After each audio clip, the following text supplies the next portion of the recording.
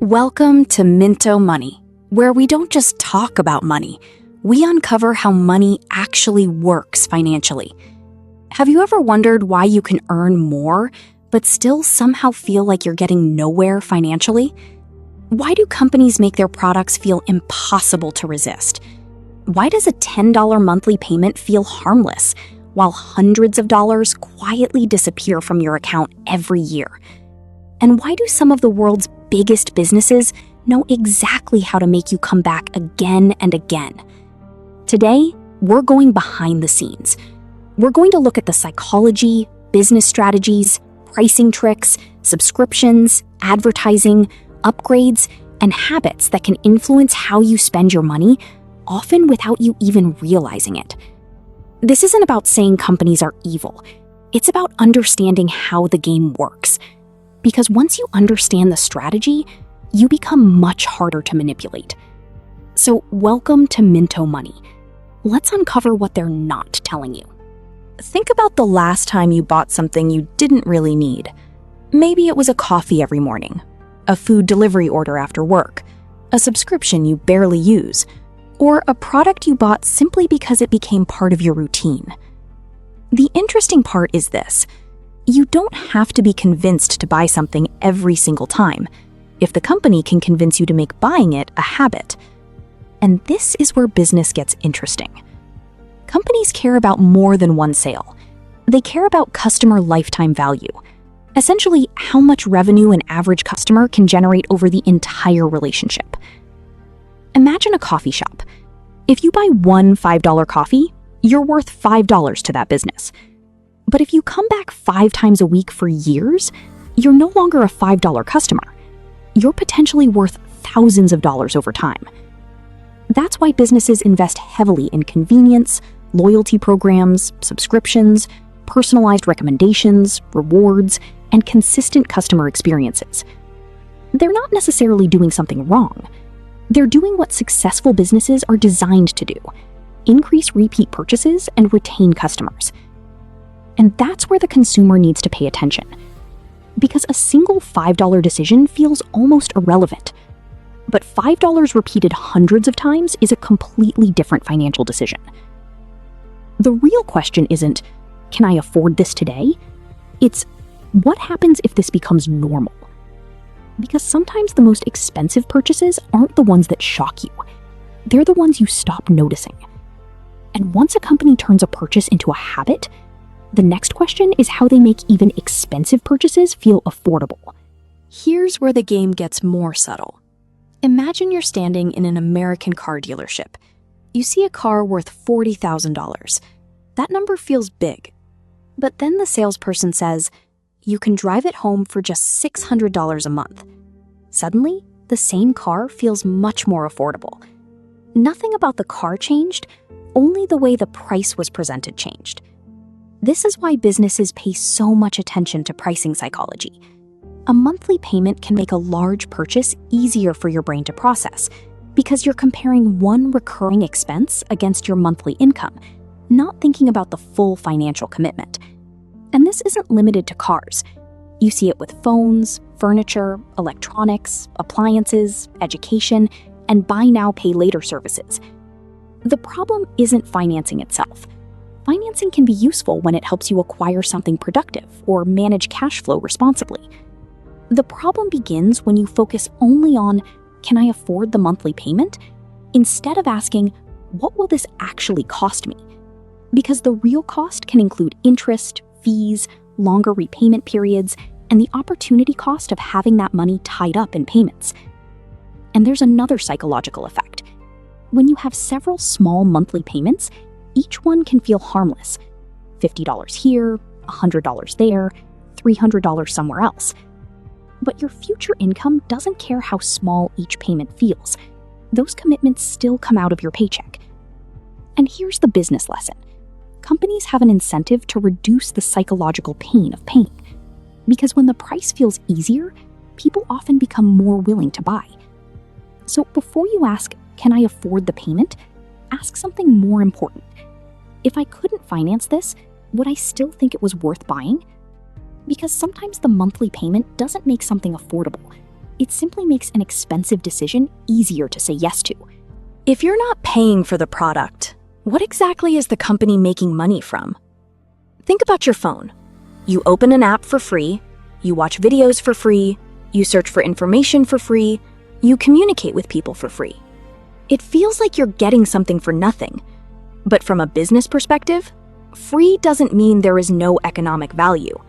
Someone has to pay for the servers, employees, technology, marketing, and infrastructure. And one of the most powerful business models on the internet is simple. Give the user a free service, then monetize the user's attention. Advertising is the obvious example.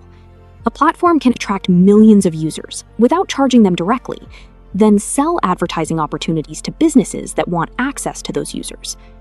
And here's where the economics becomes interesting. Your attention becomes valuable. The longer you stay on a platform, the more opportunities there may be to show you advertisements, recommend products, or encourage another interaction. That's why many digital businesses obsess over metrics like engagement, retention, and time spent on the platform. They're not necessarily trying to steal your money directly. They're competing for something you have only a limited amount of every day: your attention. Think about what happens when you open your phone for 5 minutes. One video becomes another. One notification becomes another. You check a recommendation, then another. Suddenly, 30 minutes are gone. And here's the part most people miss. The financial cost isn't always the money you spent. It's what you didn't do with that time. You could have learned a skill, worked on a business, studied, exercised, rested, or simply spent time with people you care about. Of course, not every free service is harmful, and advertising itself isn't inherently bad. The important thing is understanding the business model. If a company makes money from your attention, then keeping your attention is economically valuable to that company. So the next time you use something for free, don't immediately ask, how much money am I saving? Ask, why can this company afford to give this to me for free? Because sometimes the product isn't what you're buying. Your attention is what the business is trying to capture. And once companies capture your attention, there's an even more powerful model waiting, getting you to pay automatically, month after month. Here's a business model that looks harmless because the payment is so small. Subscriptions. $10 a month doesn't feel like much. Neither does 15 or 20. But that's exactly what makes recurring payments so powerful. A company doesn't have to convince you to make a new purchase every month. It only has to convince you once. After that, the payment can continue automatically. And from a business perspective, this is incredibly valuable. Why? Because recurring revenue is predictable. A company can estimate how many customers will remain subscribed, forecast future revenue, plan investments, and build its business around that recurring income. That's one reason subscription businesses can be so attractive. But the same model can work against the customer when subscriptions accumulate. Imagine you have a streaming service, a music service, cloud storage, a fitness membership, a food delivery membership, and a few apps you subscribed to months ago. Each one might seem affordable individually, but together, they're a permanent claim on your future income. And there's another psychological problem. We notice large purchases.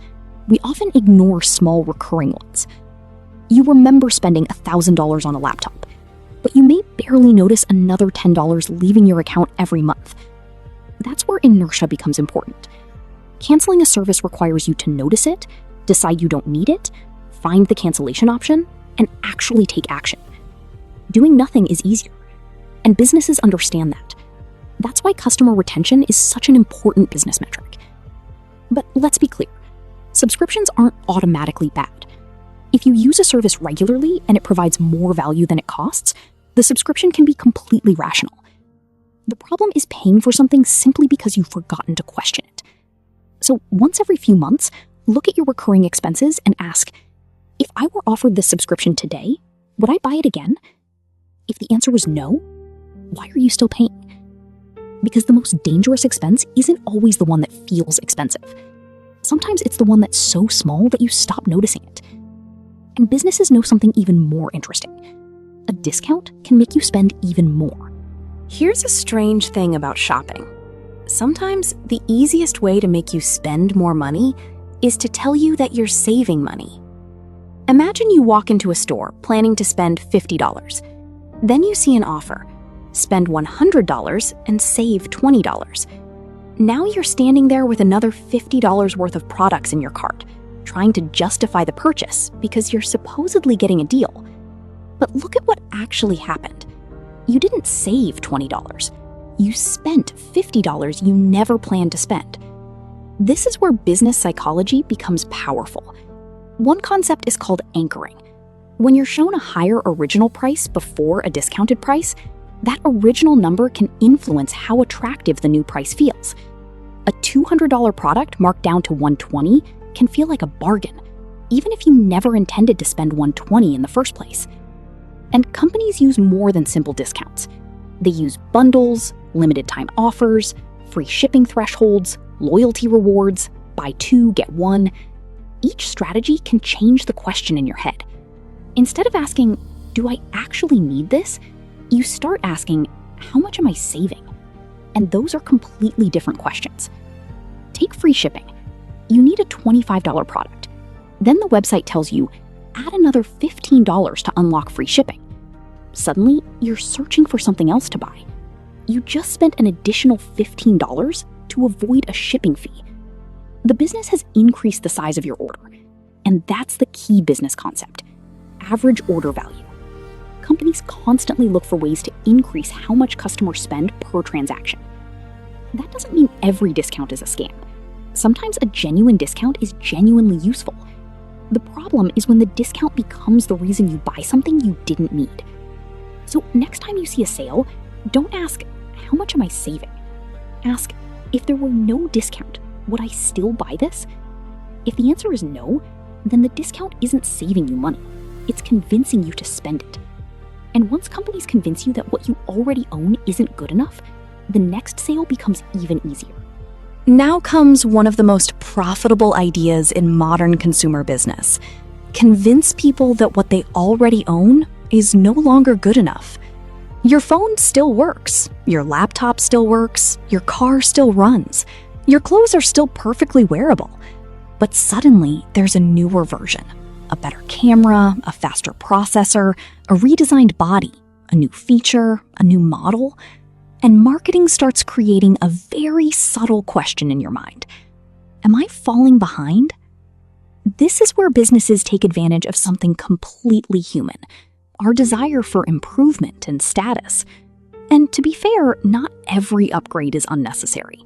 Technology genuinely improves. A newer laptop can make someone more productive. A better camera can help a professional photographer. A safer car can provide real value. That's legitimate innovation. The problem begins when the desire to upgrade becomes disconnected from actual usefulness. Think about your smartphone. If your current phone does everything you need, but you replace it every year simply because a newer model arrived, you're not just buying technology, you're creating a repeating expense cycle. And companies understand that keeping customers interested in the next product is extremely valuable. That's why businesses invest billions in product development, branding, advertising, launches, and customer retention. They don't necessarily need to convince you that your current product is terrible. They just need to make the new one feel better, newer, and more desirable. And then there's status. When everyone around you appears to have the newest phone, newest car, or newest fashion, your old product can suddenly feel embarrassing, even though nothing about its actual function changed overnight. That's the psychological trap. You can confuse new with necessary. So before upgrading, ask yourself 3 questions. Does my current product actually prevent me from doing something important? Will the new product significantly improve my life or income? And most importantly, would I still want this upgrade if nobody else could see it? Because sometimes the smartest financial decision isn't buying the newest version. It's realizing that the old version already does the job. And once companies understand that you care about how your life compares to everyone else's, they can sell you something even more powerful than a product. They can sell you a lifestyle. Here's something companies understand extremely well. People don't just buy based on what they need. They also buy based on what they believe people like them have. Think about your Instagram feed. You see someone driving a luxury car, someone taking a vacation in Dubai, someone wearing expensive clothes, someone moving into a beautiful apartment. And after seeing enough of it, something strange happens. Your own life can start to feel less impressive. This is called social comparison. And businesses don't have to invent this behavior. They simply know how to use it. Because if your idea of a normal lifestyle becomes more expensive, your spending can rise with it. Imagine someone gets a raise from $3,000 a month to $4,000. You might expect them to save the extra $1,000. But instead, they move into a more expensive apartment, upgrade their car, eat at better restaurants, buy more expensive clothes, take more expensive vacations. Their income increased, but so did their lifestyle. This is lifestyle inflation. And it's one reason earning more money doesn't automatically make someone wealthy. Because wealth isn't simply about how much you earn. It's also about how much you keep and what you do with the difference. Now add social media to the equation. The problem is that you're usually seeing the highlight reel of someone else's life. You see the car. You don't see the financing agreement. You see the vacation. You don't see the credit card balance. You see the expensive apartment. You don't see the monthly rent. And this creates a dangerous illusion. Looking wealthy can be confused with being wealthy. Businesses understand status extremely well. Luxury brands aren't simply selling leather, metal, or technology. They're selling identity, exclusivity, and status. And there's nothing inherently wrong with buying luxury products. If someone can comfortably afford something and genuinely values it, that's their choice. The problem begins when you buy something primarily because you're afraid of looking behind everyone else. So before your next major purchase, ask yourself, would I still want this if nobody else knew I owned it? That question can reveal a lot. Because when you stop comparing your life to someone else's highlight reel, you become much harder to sell to. And there's an even bigger business battle happening every single day. Because companies aren't only competing for your money, they're competing for your attention. There is something you use every single day that you probably never think of as a financial asset. Your attention.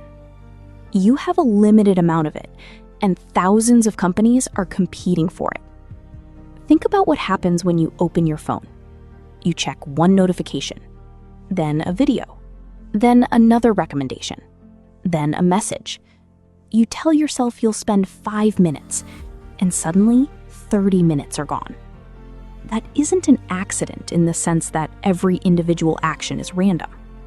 Digital businesses measure things like engagement, retention, and time spent because attention can create economic value. The longer users remain active, the more opportunities a platform can have to show advertising, recommend products, or encourage another interaction. And that's why features like notifications, personalized recommendations, autoplay, and endless feeds are so common. They reduce the number of moments where you naturally stop. But here's the part that matters for your finances. The cost of attention isn't always money. It's opportunity cost. If you spend 2 hours every night scrolling, that's 2 hours that could have gone toward learning a valuable skill, building a business, studying, exercising, or simply getting proper rest. Imagine doing that for a year. 2 hours a day is roughly 730 hours. That's more than a month of full 24-hour days. And you don't feel the cost because nobody sends you a bill for it. That's what makes attention so powerful. Companies can monetize your attention, but you can't get yesterday's attention back. And this doesn't mean every app or social platform is bad. The internet can teach you skills, connect you with customers, create businesses, and give you information that previous generations couldn't access so easily. The real question is, who is controlling your attention? Are you choosing what deserves your time, or are algorithms choosing for you? Because if a business model depends on keeping you engaged, then your attention is part of the product's economics. once you understand that, your phone starts looking very different. It's not just a device you use, it's a marketplace where thousands of businesses are competing for pieces of your time. And here's the final twist. Companies don't just want you today, they want you to come back tomorrow and the day after that. Because the most valuable customer is often the customer who keeps returning. Now we get to one of the most important concepts in business: customer lifetime value. A company doesn't only care about how much money you spend today, it cares about how much you might spend over the entire relationship. Think about a coffee shop. If you buy one $5 coffee, the business earns $5. But if you come back 5 days a week for 1 year, that's more than $1,000 from one customer. And if you keep coming back for 5 years, that relationship can be worth thousands of dollars. Now, multiply that by thousands or millions of customers. That's why customer retention is so important. Businesses spend enormous amounts of time and money trying to make customers return. They improve the product, they make checkout easier, they offer loyalty rewards, they personalize recommendations, they create subscriptions, they send reminders, they build habits, and sometimes they make leaving inconvenient.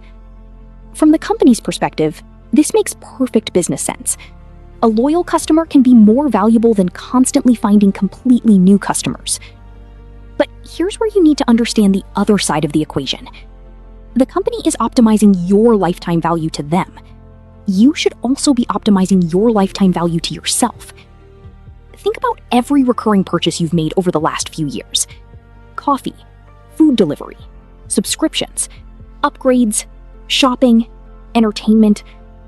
Small purchases don't feel significant individually, but repeated purchases can become a massive amount over time.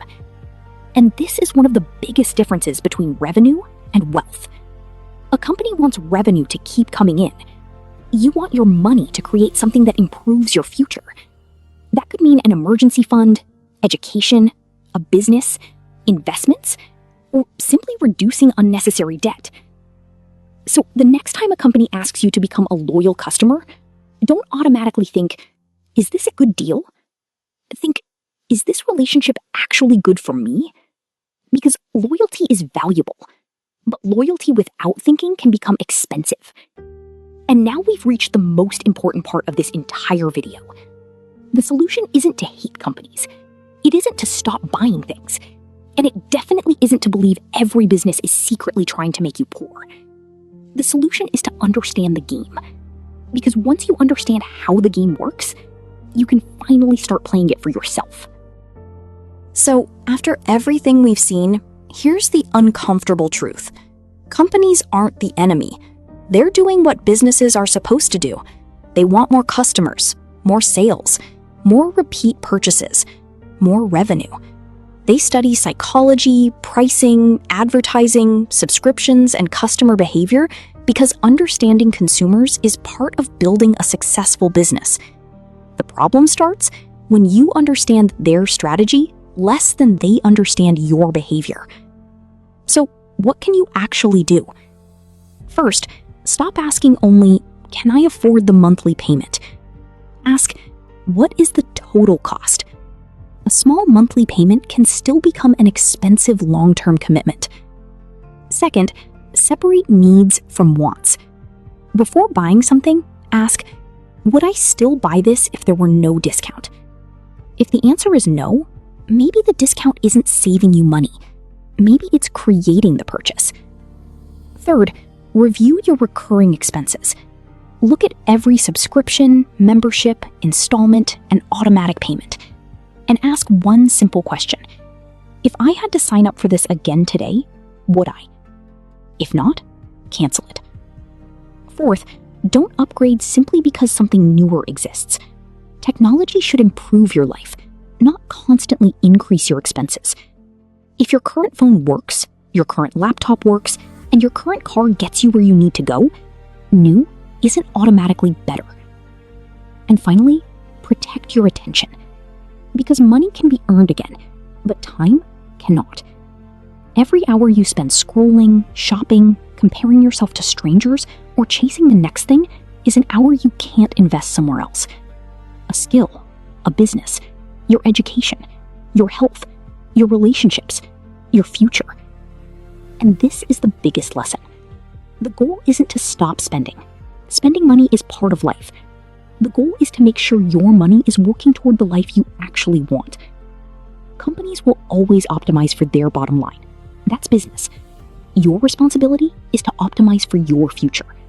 Because financial freedom doesn't begin when you suddenly become rich. It begins when you stop letting every company decide what your money, attention, and time are worth. And once you understand that, you stop being just a customer. You become a much smarter one.